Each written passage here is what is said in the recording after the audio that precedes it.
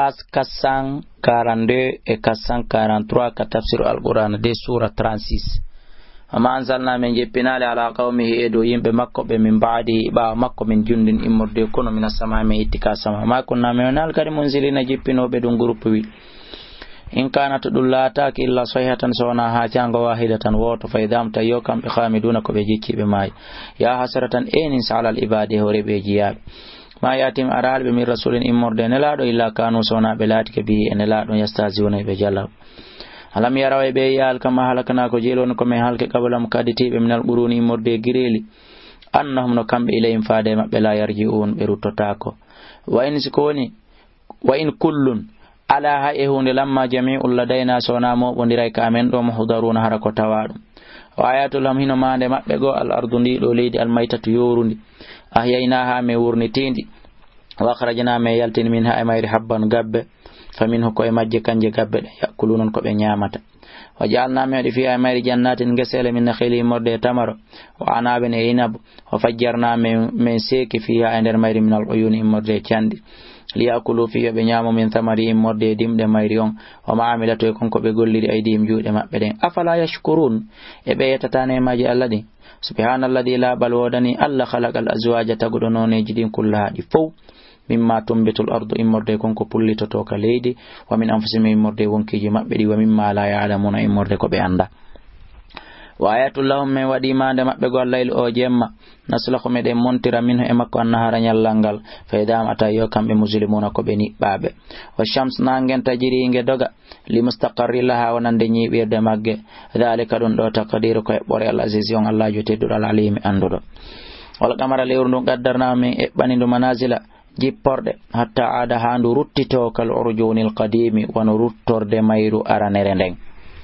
la shams wana nange yambaghi lawon ko hananinge an tudrika ndenge hewtito to algamara lewrundo wala laylu wana jamma kadi sabiqun nahari attoto nyallangal wa kullun di faffi falakin di woni ender kesu wal majjas bahuna hedi fubbo wayliten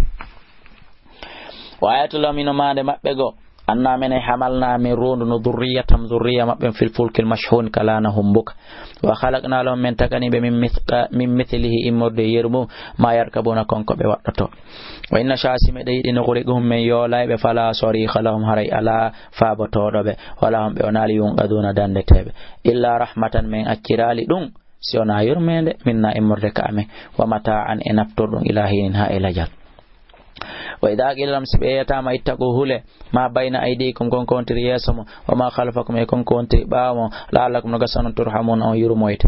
ama ta'tim aral be min ayatin immorde mande min ayati rabbim immorde mande ji jomi mabbe illa kanu sonabe lati kan hay majmu uridina hebedurno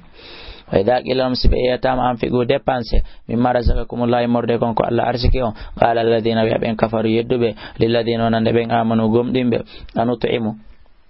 emen nyammina mallahu yasha Allah tawata si Allah no idno atamahu o nyamminaymo in antum on wonal illa fi dhalal sona nder majjere mubinin feñunde wa yaquluna benna mata hadal wa'du ko inde to mawni nde do fodore in kuntum sallatiki sadiqina ko gongamo ma yanzuruna be habbitaki Allah sayhatan wahidatan sona wa ha cango woto ta'khudum gono nangabe homta kambe ya khisfimuna hibe nder wenjidiro be jodi yeddondiro e halawi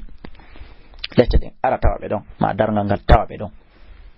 fala satiuna tawno be taga naka hande kadi tawsiyatan wasiyagol wala ilaha illa wana faade ka be ngore mabbe nen kadi yarjuna be wayi ruttade be maya don katap nde wotere odo fi qawte fi suri kander ala duru fa idam tayo kambe min al ajdas imorde yugol ko gaburuji ila rabbim ya jomi mabbe yansiluna hibe yotto yaha dalibe na ya waylana e jallame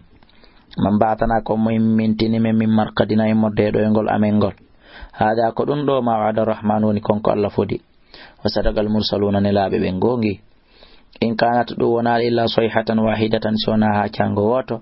fa idam tayo kambe jami'un be den dangal ladena kamen do muhdaruna be mo bondiri fal yawma andela tuzlamu to nyata ke nafsun wonki shayn hay e hunde wala to juzawna